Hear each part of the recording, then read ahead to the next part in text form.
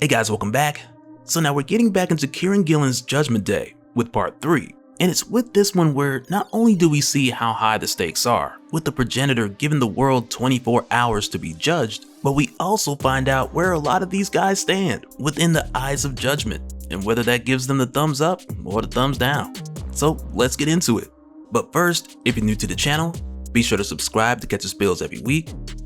And don't forget to hit that bell up top so we can squat up in the comments for the first hour. Alright, so for this one we jump right back in, coming from our talk on Death to the Mutants Part 1, where we had seen Icarus and the other Eternals do their part in rebuilding the progenitor to then later take the fight to the Exclusion in order to temporarily cut off Druig's access to the armory of Uranos, which is also a plan that we're shown more about in Jerry Dugan's X-Men issue 13, where we see Icarus communicate to Jean what needed to be done to stop the Hex. Because if the mutants kill them, they'll only return, which is what set up Icarus and the others working with the X-Men to ensure that the attacks from the Hex wouldn't continue. But even with us seeing this take place and us getting the side mission within a side mission, more or less, we know that this didn't really matter once the progenitor came online. But nonetheless, with this happening, with us seeing Icarus and the others help the X-Men by attacking the Exclusion and clearing a path for them so that they could disrupt the energy flow that was being fed to the Hex as a solution to combat them on the back end. Though this didn't effectively solve the problem, it still plays its role in the bigger picture as we see things play out, because the intentions of Icarus and his faction of Eternals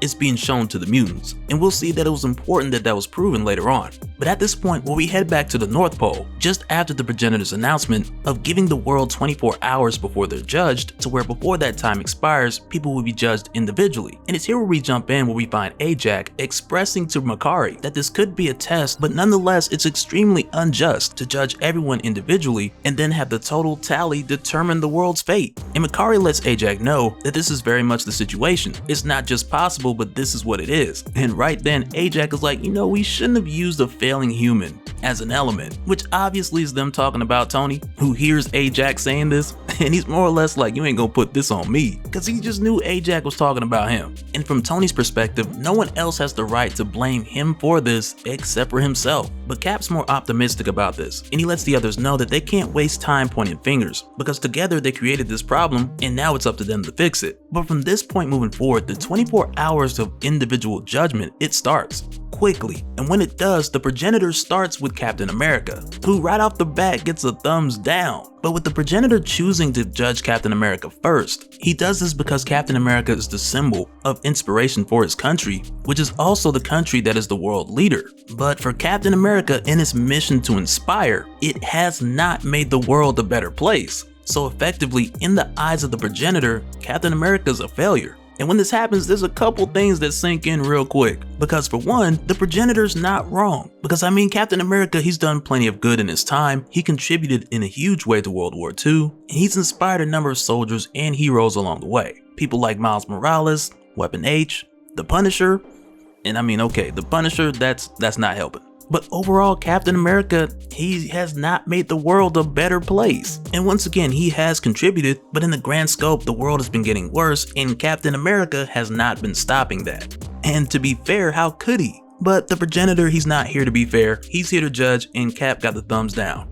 And so with Tony seeing this, he's just like, man, ain't no hope for the rest of us. But from here, Cap's not giving up, and he's still leaning towards the option of finding a way out of this. So he tells Tony to stay here and figure that out so that he can go and make an announcement to the rest of the world to try to keep everyone else calm. And it's from here where we go back to the 6 civilians, where first we see Tom, who's at a bar, listening to Captain America's broadcast, and even though Tom expresses that Captain America is not a bad guy, deep down inside he's really agreeing with this other guy at the bar who's saying what everybody else is thinking, which at this point is the question of if everyone is going to have to pay for what the mutants have been up to, which I'm sure is going to change once they hear the truth about the Eternals and the cost of resurrection. And then secondly, we see Katrina, who's been trying to support the heroes and the mutants online through social media, and with doing so, she tweeted a joke earlier after the progenitor's announcement saying, okay now, cancel culture is real, looking for distractions by way of a joke. But not a lot of people responded to it, and she found herself up all night, sleepless with her anxiety.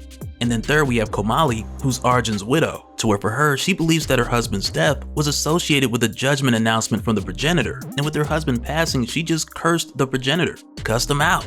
And he just watched.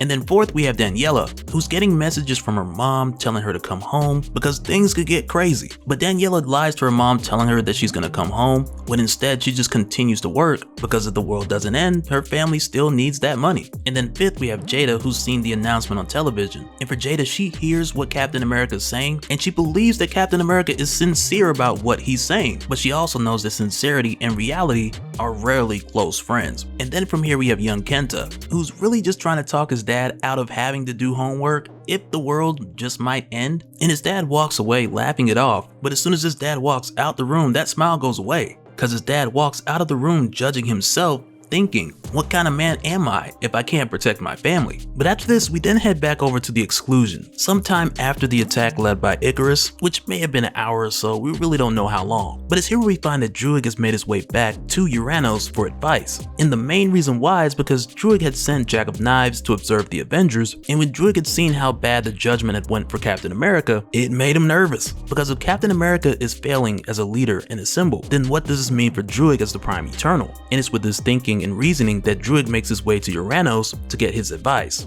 And really, in the long and short of it, Uranos tells Druig that Captain America failed because he didn't fulfill his duty, and for the Eternals, they're pretty much in the same place. But since there's still time within this 24-hour countdown, Druig can still make amends by continuing to eliminate excess deviation, and any deviation is excess deviation. And with hearing this, Druig, he agrees. So he makes the announcement to prepare to get the Hex back out and running. And when Uranos hears this, he's like, hey man, if you serious, you'd let me out. But in this moment, Druig, he refuses, and he tells Uranos that he's not that desperate.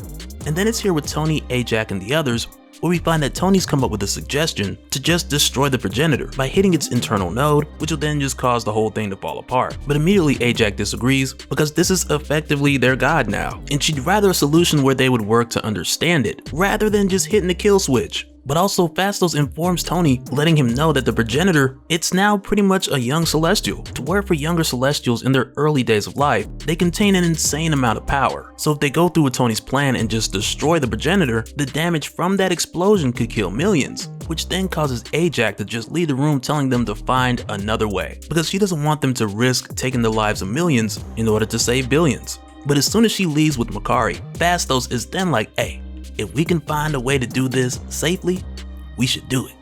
But Phastos lets Tony know that it's gotta be safe and it's gotta be a secret. They gotta do it quiet. And when Sinister hears this, he's like, oh man, I love secrets. But then he reaches out to Destiny and he tells her all about Tony's plan. And when we jump back to Krakoa, we find that right away, Destiny's called for the Quiet Council to have a meeting, so they can have a vote on what they're gonna do with this new information that they got from Sinister. But also with Druig's attack back in full effect, Charles is killed in his psychic 1v1, with his health bar being substantially lower than Zurus like we'd seen. But with Charles being killed, Emma then calls for Hope to make another Charles, and nonetheless with him being occupied, this takes him out of the vote on whether they should attack. And with this happening, this effectively puts the ball in the court of the Quiet Council, to where now they have to make the decision whether they should kill millions in order to save billions. But it's here where Emma sets up this meeting for the other members, where we find that Destiny has looked into the future to check the risk of this choice, since Sinister had mentioned that the destruction of a Celestial will risk devastation. And when Destiny looks into the future, she lets them know that she does not see that devastation, but with the clock ticking, they still have to take a vote. And when this happens, Destiny, Sebastian Shaw, Mystique, Exodus, Hope, they all vote yes. Colossus, Nightcrawler, and Kate Pryde, they vote no.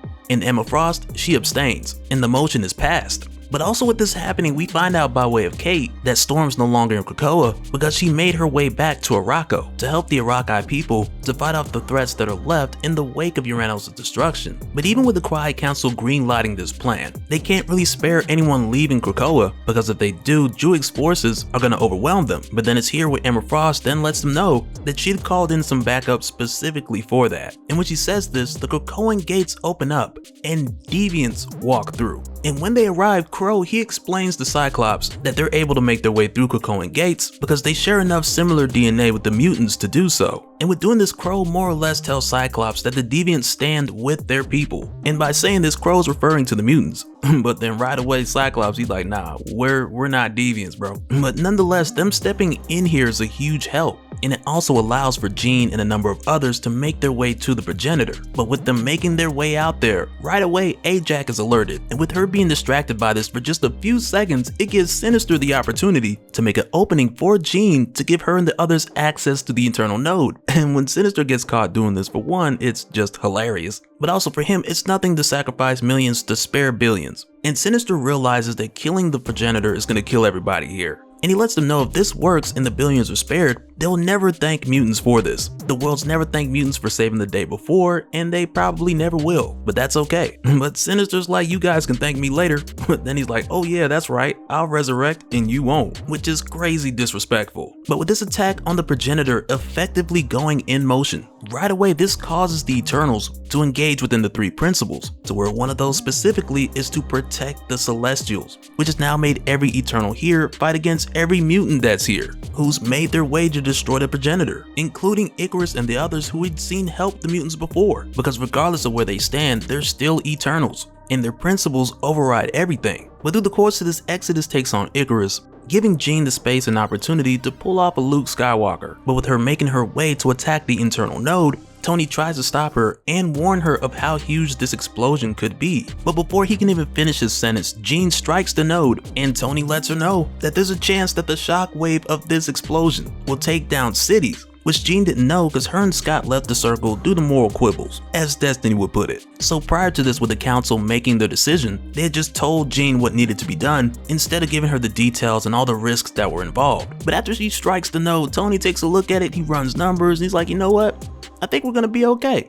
And then the progenitor just explodes, devastating and killing millions within miles. But then just moments after this devastation, Jean then realizes that none of this was real, because everyone was in the progenitor's mind this whole time. And this is truly why when Destiny looked into the future and she did not see this destruction, it's only because this whole thing just wasn't real.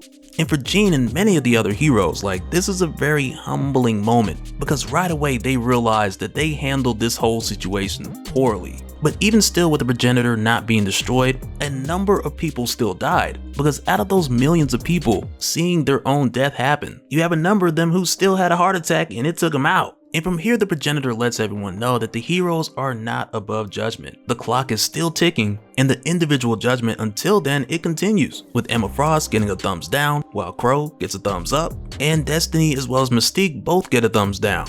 And aside from this, Jean, she gives Sinister a piece of her mind, but he tells Jean, hey, you would have known had you stayed on the council. And aside from Jean, she's not the only one letting Sinister have it, because A.X.E is pissed too. And for Sinister, like, I'm not mad at him for thinking this, because he's like, hey, now we know what's not gonna work. Kind of implying that the failure is just a learning experience, but at this point, Tony's just like, you know, all we can do is comply, because they have no choice now but to be judged. But then it's here where Cap is like, hey, within this time that they have left, what they can do is make sure that they pass, by bringing the world together like never before. And it's like, man, Captain America and Urano's out here giving great advice. Like, these guys are thinking clutch. But then it's here where we find Cersei in the exclusion with Jack of Knives, who is only helping her for a paycheck. But with her going to the exclusion, she's there to break out someone who she believes can turn this whole thing around, with her hoping that this person can more or less get enough people on the earth to get a thumbs up. And it's here where we find that the person that she is breaking out is Eros, who on one hand, he does have the ability to stimulate the pleasures of someone's mind, which he could use to convince others to do and be better, but his ability is only short range. So I'm curious to see if the Avengers will have him work with the X-Men to have a mutant amplify his power, or if they'll copy his ability to others so that it'll reach either around the globe or at least to a majority of it, because we really only need a majority thumbs up. But we'll see how that plays out soon enough. And so now real quick, I want to give a special shout out to all the patrons. Thank you guys for all of your support. And for anyone who's new here who wants more information on how to support the channel, I got a link below so we can go to patreon.com/dopespill. But that'll do it for this one, guys.